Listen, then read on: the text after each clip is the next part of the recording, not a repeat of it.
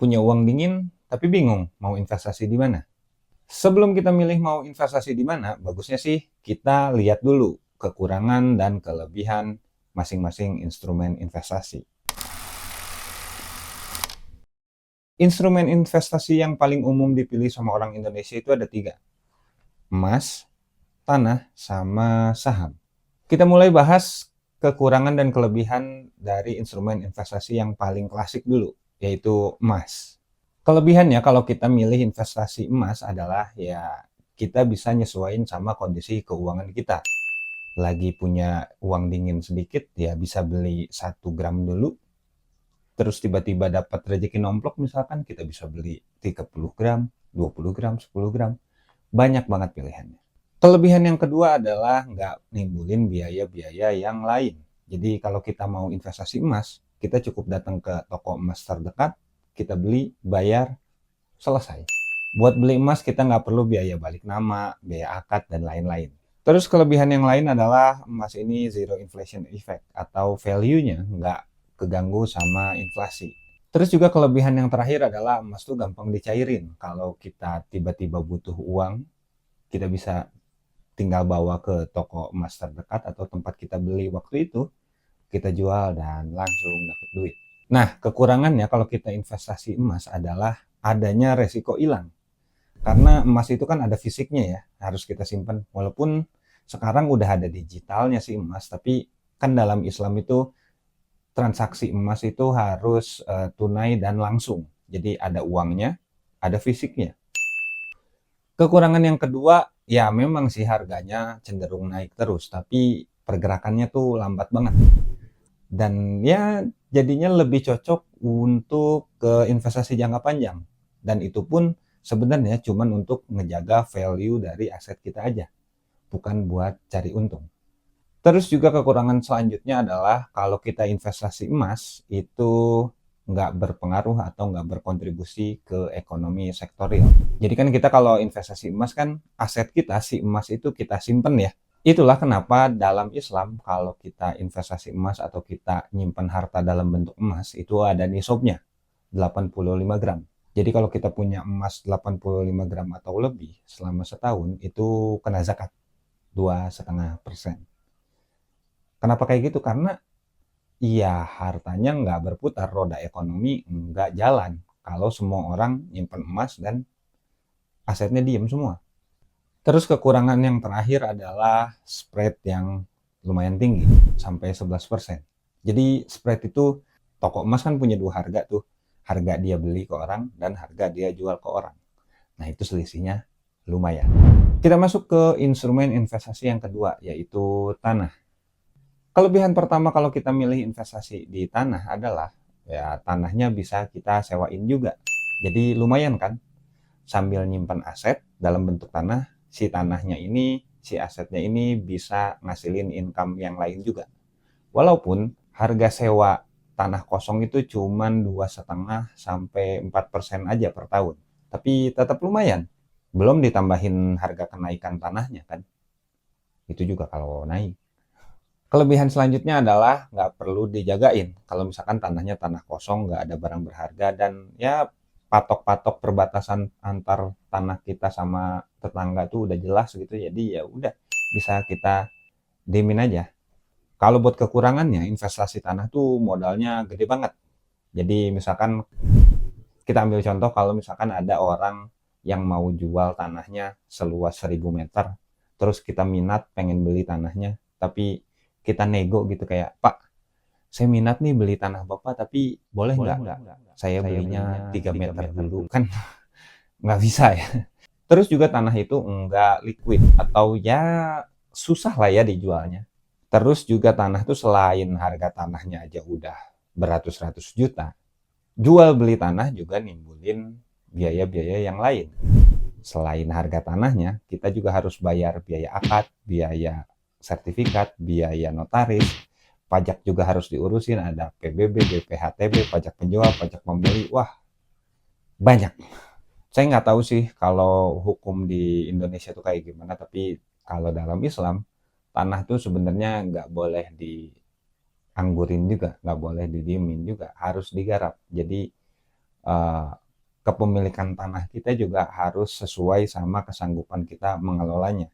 Lanjut ke instrumen investasi yang ketiga, yaitu saham, yang sekarang lagi lumayan naik daun karena anak muda sekarang lebih banyak milih investasi di saham. Ya, gimana anak muda nggak nyaman buat investasi di saham karena transaksinya praktis, gampang, dan sekarang bisa lewat HP doang. Terus kita juga bisa dapetin dividen. Walaupun kalau dividen itu tergantung kebijakan perusahaannya ya. Jadi beda-beda tiap perusahaan. Terus juga kelebihan yang ketiga adalah investasi saham tuh bisa menyesuaikan sama kondisi keuangan kita. Apalagi kalau buat yang reksadana, obligasi, dan lain-lain, banyak aplikasi yang minimal investasinya cuma 10.000, 20.000. Nah, kekurangan dari investasi saham ini adalah sebenarnya investasi saham itu butuh analisa yang bagus banget. Jadi mau nggak mau kita kudu belajar dan kita kudu mantengin info di dunia saham dan juga dunia bisnis. Karena banyak juga kan yang boncos karena milih sahamnya dari rekomendasi orang lain doang. Terus juga resikonya lumayan tinggi. Yang harus kita ingat adalah returnnya memang tinggi investasi di saham ini, tapi resikonya juga berbanding lurus. Terus juga banyak sih sekarang aplikasi yang nawarin opsi-opsi investasi saham syariah atau yang punya fitur filter buat nunjukin saham-saham syariah mana aja yang bisa kita pilih. Tapi yakin udah syariah. Nah, itu tadi kekurangan dan kelebihan dari masing-masing instrumen investasi yang sering dipilih sama orang Indonesia. Nah, sekarang saya pengen ngajak teman-teman untuk bikin simulasi gimana kalau kita pilih salah satu instrumen investasi itu dari 5 tahun ke belakang. Misalkan 5 tahun yang lalu kita punya uang dingin 30 juta. Itu lebih untung kita investasiin kemana sih? Saham, emas, atau tanah? Di mana tanah dapat 30 juta ya? Kita coba emas dulu ya. Di tahun 2019, September 2019, harga emas itu ada di angka 761.000 per gramnya. Jadi kalau dari 30 juta itu kira-kira kita bisa dapat 39 gram emas. Harga beli toko atau harga si toko itu beli ke kita kalau kita jual di tahun ini, September tahun ini, ada di angka Rp1.310.000. Jadi aset kita si emas 39 gram itu kalau kita jual sekarang nilainya jadi 51.190.000. Ya, lumayan. 70% loh. Kita coba kalau ke sektor saham. Kita punya uang 30 juta di tahun 2019 dan kita pengen beli saham perusahaan. Misalkan saham BCA aja kali ya. Saham BCA di September 2019 itu ada di angka Rp6.030. Ini angkanya udah disesuaikan ya karena tahun 2021 kan BCA sempat stock split ya. Kalau angka realnya 2019 tuh 30 ribuan lah. Cuman kita sesuaiin aja biar gampang ngebaginya. Jadi dengan uang 30 juta rupiah itu kita bisa dapat sekitar 4.900 lembar saham lah ya, atau 49 lot. Nah, di September tahun ini harganya jadi 10.425. Jadi aset kita kalau kita jual semuanya nih di tahun ini, totalnya jadi 51.082.500. Ya mirip-mirip, masih 70%-an. Nah, saya mau tawarin opsi investasi yang lain buat teman-teman. Yes, investasi di peternakan domba. Kenapa peternakan domba? Karena dalam Islam kita dianjurin buat investasi di sektor real. Dan dalam Islam, bisnis peternakan domba itu adalah salah satu kegiatan bisnis yang paling mulia. Dari Abu Sa'id berkata, Rasulullah Shallallahu Alaihi Wasallam pernah bersabda, akan tiba masanya ketika harta muslim yang terbaik adalah domba yang digembala di puncak gunung dan tempat jatuhnya hujan. Dengan membawa agamanya, dia lari dari beberapa fitnah, kemungkaran, atau peperangan sesama muslim. Hadis riwayat Bukhari. Ada juga dalil yang menunjukkan keutamaan ternak domba dalam Islam. Rasul pernah bersabda, peliharalah atau manfaatkanlah oleh kalian kambing karena di dalamnya terdapat berkah. Hadis riwayat Ahmad. Terus juga ada hadis dari Ibnu Majah nomor 2304 yang berbunyi, peliharalah kambing karena kambing penuh berkah. Dari Abu Hurairah radhiyallahu anhu bahwa Rasul bersabda yang artinya, tidak ada nabi kecuali pernah menjadi penggembala kambing. Mereka para sahabatnya bertanya, apakah engkau juga wahai Rasulullah? Beliau berkata, iya, saya telah menggembala dengan imbalan beberapa kirot dari penduduk Mekah. Jadi memang riwayat juga menyampaikan kalau Rasul itu sebelum masa beliau berdagang, beliau sempat jadi penggembala kambing dulu. Jadi investasi di sektor peternakan domba itu selain nyari cuan, kita juga bisa nyari pahala. Oke, secara agama udah dijelasin, tapi secara cuannya kayak gimana? Masa kehamilan domba itu adalah 5 bulan dan masa menyusuinya 3 bulan. Selesai menyusui, domba itu bisa langsung kawin lagi. Walaupun sebenarnya 34 hari setelah melahirkan pun bisa, tapi idealnya dia menyusui anaknya dulu. Jadi, siklusnya itu sekitar 8 bulan, atau domba bisa lahiran 3 kali dalam siklus 2 tahun. Sekali lahiran, biasanya domba ngehasilin 2 anakan. Bisa lebih, bisa kurang juga. Jadi kalau dibikinin skemanya, kurang lebih kayak gini lah. Dari satu domba bisa ngehasilin 6 anakan. Let's say 3 jantan, 3 betina lah ya. Kita bagi rata. 2 tahun selanjutnya, indukan betina kan jadi 4 ya. In case di sini betina anakannya 3. Jadi 1 tambah 3 sama dengan 4. Hasilnya, dari 4 indukan betina ini di 2 tahun selanjutnya adalah bisa ngehasilin 24 anakan. Bagi rata lagi misalkan, hasilnya kayak gini. Dan gitu aja terus sampai potensi maksimalnya tercapai. Dan kalau ini dilakuin secara konsisten, dari satu indukan selama 5 tahun, itu potensinya bisa jadi sekitar 81 ekor domba. Cuma memang sekarang jarang banget peternakan yang skala industri yang fokus ke breeding atau pengembangbiakan. Kebanyakan yang breeding atau pengembangbiakan itu adalah peternak-peternak rumahan yang menyikapi beternak itu sebagai simpanan aset aja. Kalau butuh uang biasanya langsung jual. Dan kebanyakan peternak-peternak ini nggak kuat modal di tengah jalan sampai-sampai harus ngejual betinanya. Walaupun betinanya sebenarnya masih bisa ngasilin anakan-anakan lainnya. Bikin atau ngejalanin peternakan domba ini emang butuh waktu, tenaga, sama ilmu yang lumayan kompleks. Makanya banyak orang yang mensiasati itu dengan cara ketemu nih peternak yang bisa ngurusin ternak sama orang yang modal. Mereka kerjasama. Atau biasa dibilang titip ternak. Cuma memang kekurangan dari kerjasama ini banyaknya, apalagi zaman dulu ya, yang cuman berlandaskan gentleman agreement doang, tanpa ada kontrak, akadnya belum jelas, sama nggak tahu ini kerjasama sampai kapan. Investor juga jarang ngecek karena terkendala akses atau cara dapetin report dari si peternaknya. Monitoringnya jadi susah banget.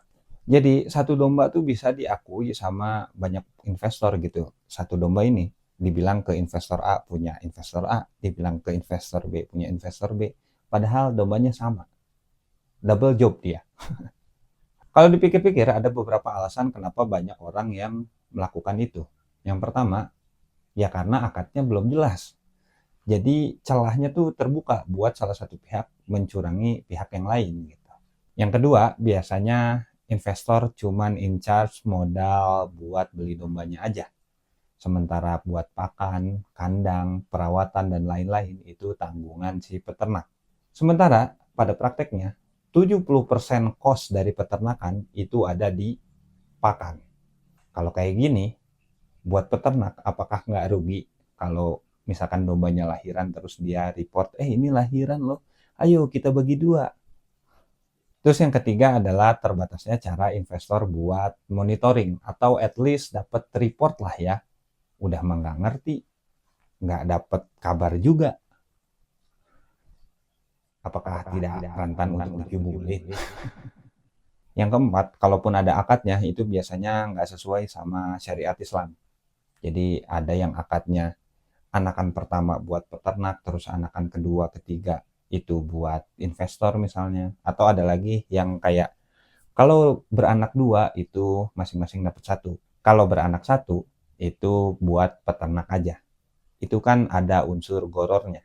Salah satu unsur yang harus dihindari dalam transaksi. Goror itu ketidakpastian. Jadi buat modalnya atau kerjanya udah pasti dikeluarin, investor keluar modal udah pasti, peternak keluar tenaga, keluar waktu juga udah pasti, tapi hasilnya belum tentu kedua belah pihak ini dapat.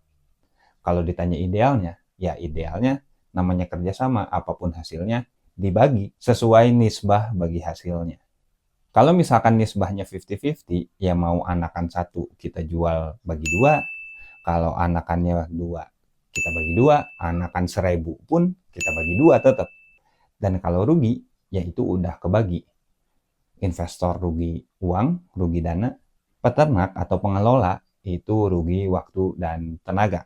Jadi fair banget. Kami beternak mau beresin itu semua. Kita pengen bikin ternak domba yang secara maksimal di mana potensi indukan betinanya itu kita push, kita dorong sampai seoptimal mungkin tanpa dijual di tengah jalan. Pencatatan kita mau pakai sistem jadi akan lebih rapi. Itu juga tujuannya buat optimalisasi dari si produktivitas. Sama ya itu tadi, akadnya kita akan bikin jelas, pakai kontrak, nisbahnya kayak gimana dan juga jangka waktu kerjasamanya kayak gimana akan diatur di awal. Terus yang kedua, jumlah investasi dan returnnya akan kita adjust lagi supaya bisa lebih fair buat kedua belah pihak. Yang ketiga, kita fasilitasi investor buat dapat report secara real time. Jadi investor tuh tahu, mitra itu tahu duit kita diapain sih, dikelolanya kayak gimana sih. Yang terakhir adalah kita juga berusaha buat pakai sistem yang sesuai syariah. Kita sangat terbuka banget buat teman-teman yang mau support untuk join kemitraan bareng kita, Beternak. Harga paket kemitraannya ada di 30 juta rupiah. Sederhananya, sistem kerjasama ini kayak titip ternak juga. Dan teman-teman dapat satu indukan yang akan kita kawinin sama indukan jantan yang kami punya. Hasil dari anakannya kita gedein, setelah gede, kalau jantan kita jual, kalau betina kita kembang biakin lagi. 30 juta dapat berapa domba? Jawabannya 1. Ah, serius? 1 doang? Yes, karena itu tadi. 30 juta bukan cuma buat beli dombanya aja, tapi juga buat ngurusnya selama masa kerjasama. Terus kalau kayak gitu dana mitra dipakai buat apa aja? Jadi dana mitra akan kita alirin ke 3 sektor. Yang pertama breeding. Mitra bakal dapat 1 indukan domba dan include biaya perawatan 1 indukan tersebut sama anak cucunya selama 5 tahun. Yang kedua itu sektor fattening. Dana mitra sebagian kita akan pakai buat bikin program fattening supaya ada monthly revenue stream. Margin dari program fattening ini kita pakai buat nutupin biaya operasional seluruh peternakan, kayak biaya karyawan, biaya utilitas, dan lain-lain. Yang ketiga itu aset. Jadi pencatatan di peternak ini detail banget sampai ruang lingkup aset juga. Setiap aset yang kita dapat itu akan ada pencatatannya, perolehannya kapan, harganya berapa, dan pakai duit siapa, duit beternak atau duit mitra. Tiap aset yang didapat pakai dana mitra akan kita catat dan mitra bisa pantau di website. Di akhir kerjasama nanti, beternak akan beli asetnya sesuai nilai buku yang tertera. Jadi nilai atau angka pada saat itu setelah penyusutan. Akadnya kita pakai akad mudorobah di sini, di mana mitra atau investor itu berperan sebagai sohibul mal yang in charge dari sisi dana atau modal. Sementara beternak itu berperan sebagai mudorib atau pengelola yang juga bawa modal. Modal beternak apa aja? Yang pertama, kita udah nyiapin tanah seluas sekitar 1960 meter persegi. Juga termasuk pematangan lahannya yang kita udah set sedemikian rupa supaya bisa layak buat dibikin peternakan di sana. Terus juga kita akan nyiapin bank pakan. Jadi kita akan tanam beberapa macam rumput di sana, rumput pakcong, odot, dan lain-lain, juga legum-legum atau daun-daunan yang mana jadi kebutuhan pakan dari si domba-domba yang akan kita ternakin. Terus kita juga punya website pencatatan yang mana sangat memudahkan buat operasional peternakan dan juga buat monitoring teman-teman mitra. Terus modal yang terakhir adalah pejantan yang kita siapin yang harganya juga lumayan mahal. Nisbah yang kita pakai di kerjasama kali ini yaitu 50-50. Jadi mitra dapat 50%, peternak juga dapat 50%. Jangka waktu kerjasamanya 5 tahun, karena masa produktivitas domba itu kan 5 tahun ya. Kita ambil dari domba yang pertama. 5 tahun itu dimulai sejak domba yang pertama punya mitra datang atau nyampe ke kandang beternak. Jadi, return yang bakal diterima sama mitra akan ada dari 3 sumber juga. Yang pertama breeding dengan nisbah 50-50. Kepemilikannya tuh personal mitra ya. Jadi udah diplot dari awal, ini dombanya punya mitra A, ini dombanya punya mitra B, dan lain-lain. Yang kedua, dari sektor fattening nisbahnya 50-50 juga. Kepemilikannya tuh kolektif, jadi dibagi per paket kemitraan. Nanti akan saya jelasin detailnya. Yang terakhir, mitra juga dapat return dari aset mitra yang 100% punya mitra, karena ini sifatnya beternak yang beli ke mitra kan. Itu juga akan dibagi per paket kemitraan. Sebenarnya returnnya itu akan dibagi setiap 1 tahun sekali. Pun kalau ada yang mau di hold pencairannya di akhir kerjasama semua, itu juga kami terbuka banget. Lagian juga yang memang ada returnnya per tahun itu dari sektor breeding doang, dan tahun pertama tahun kedua tuh masih sedikit. Nah, kalau kita mengacu pakai angka proyeksi yang saya sampaikan tadi, bahwa dari satu indukan betina populasinya bisa jadi 81 ekor dalam 5 tahun, proyeksi aset mitra ada di kisaran sekian. Catatannya, ini masih angka proyeksi ya teman-teman. Jadi realitas di lapangannya bisa di atas ini ataupun di bawah ini. Kalau saya sih lebih milih jujur aja, ini bukan investasi yang pasti untung. Namanya juga investasi, ya kan? Pasti ada resikonya.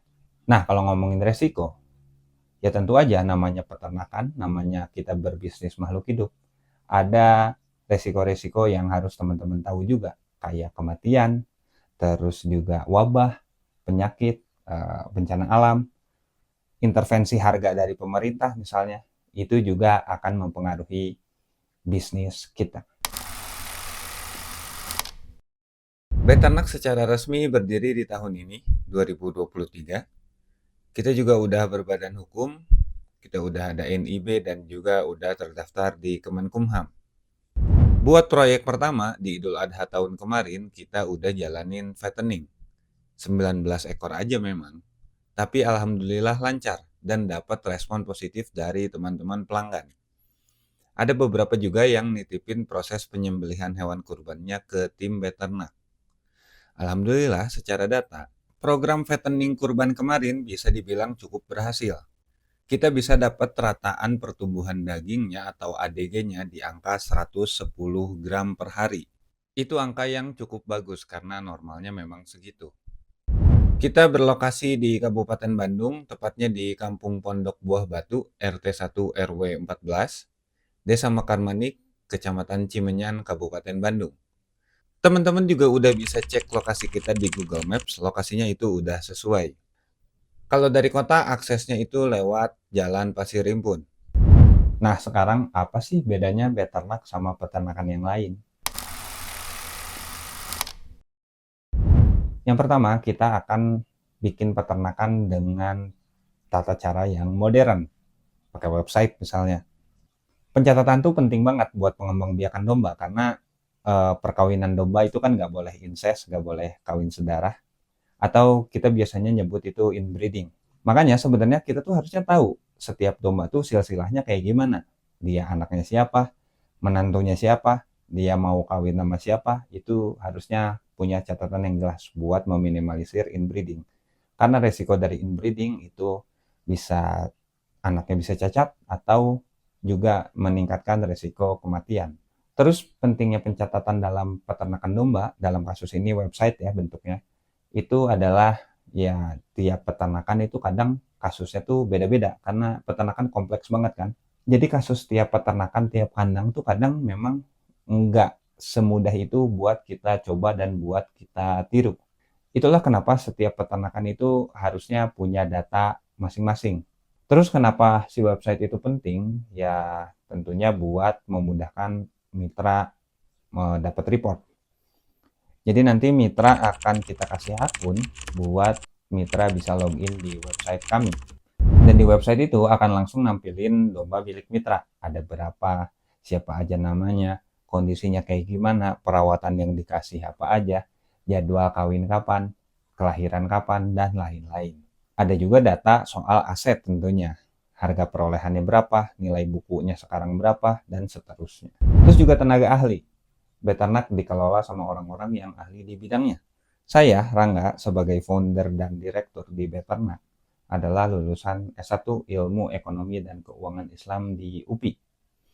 Partner saya, Lukman, yang jadi komisaris adalah Dewan Syuro di Masjid Korea. Buat tim manajerial, kayak manajer kandang dan manajer operasional, kita akan rekrut S1 peternakan. Kita sebenarnya udah ada tim yang udah pernah kerjasama buat kerjain project Idul Adha di Beternak kemarin. Cuma belum bisa kita announce karena belum ada kontrak kerjasama sama kita. Terus akadnya di sini kita pakai akad yang sesuai syariah. Kami godok sistem ini tuh 1 tahun lebih, ngelewatin banyak perkembangan, banyak perubahan, dan juga kita kumpulin berbagai sumber supaya benar-benar make sure akad yang kita pakai itu nggak menyalahi aturan syariat. Kalau indukan pertama mati, berarti nggak dapat return dari breeding dong? Jawabannya tetap dapat. Karena setiap kematian, setiap kejadian itu akan kita report penyebabnya apa dan kronologisnya kayak gimana. Kalau penyebab kematian domba pertama punya mitra itu diakibatkan kelalaian beternak, kita akan ganti dombanya dan kita akan restart jangka waktu kerjasamanya, mulai dari awal lagi. Tapi kalau domba pertama punya mitra itu mati karena force major, misalkan bencana alam, wabah, pokoknya penyakit-penyakit yang di luar kendali atau kuasa dari tim beternak, itu nggak akan kita ganti. Lah gimana? Itu kan 30 juta pasti belum habis dong. Masa 6 bulan misalkan kena wabah mati itu sudah aja gitu? Ya jawabannya nggak gitu juga sih sebenarnya. Kalau domba pertama punya mitra mati karena force major, kita akan beliin domba lagi pakai uang mitra yang tersisa, tapi tanpa memperbarui jangka waktu perjanjian. Jadi kalau misalkan force majornya itu kejadian di tahun ketiga, kita akan lanjutin, kita akan beliin domba baru dan jalanin kerjasama sampai 2 tahun tersisa. Dan itu juga tergantung force major yang terjadi itu apa. Kalau misalkan yang kejadiannya adalah wabah, domba pada mati, itu kita masih bisa beli domba baru karena kandang dan fasilitas yang lainnya masih ada. Kalau misalkan kejadiannya gempa, kita juga harus ngelihat seberapa besar kerusakannya, apakah ini masih bisa dijalanin atau enggak. Dan kita akan berusaha untuk menyelesaikannya dengan musyawarah. Nah, kerjasama ini juga bisa teman-teman manfaatin atau maksimalin buat teman-teman akikah atau kurban. Pokoknya kalau mitra ada keperluan domba, mitra bisa pakai domba punya mitra dengan cukup bayar 50% aja yang kepemilikan beternaknya dari harga domba tersebut. Kalau mitra pengen udahan atau pengen kerjasamanya berakhir sebelum 5 tahun, bisa nggak?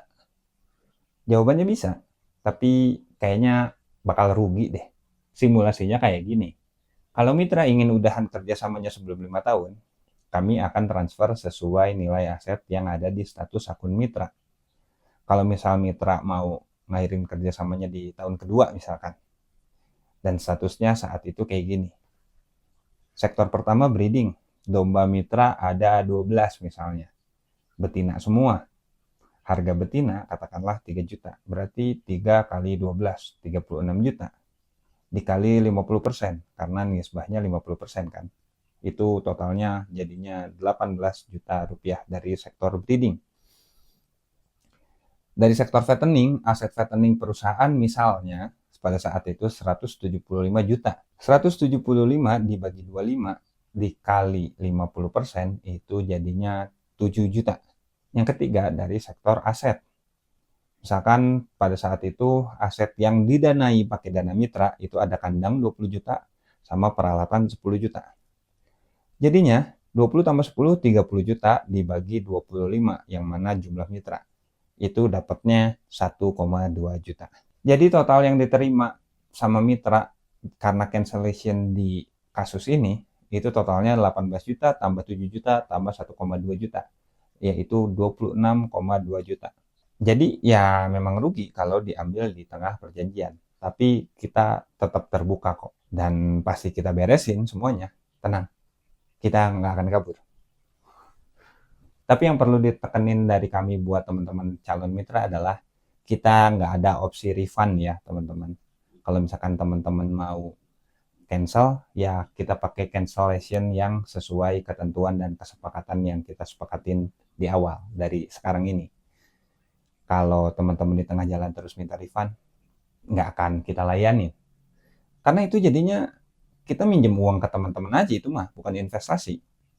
Ya kalau misalkan minjem uang tapi ada returnnya, ya namanya riba dong, sama aja bohong. Jadi sekali lagi teman-teman, kami sangat terbuka kalau misalkan teman-teman mau support untuk join kemitraan bareng kami Betanak. Kalau ada yang mau ditanyain atau mungkin teman-teman mau ngobrol-ngobrol dulu, bisa kontak kita lewat IG di @betanakIndonesia atau di WhatsApp. Nanti saya kasih di deskripsi aja kali ya, biar teman-teman bisa langsung klik dan langsung nyambung ke WhatsApp. Segitu aja dari saya buat kesempatan kali ini. Terima kasih teman-teman, thank you buat atensinya. Barakallahu fikum dan wassalamualaikum warahmatullahi wabarakatuh.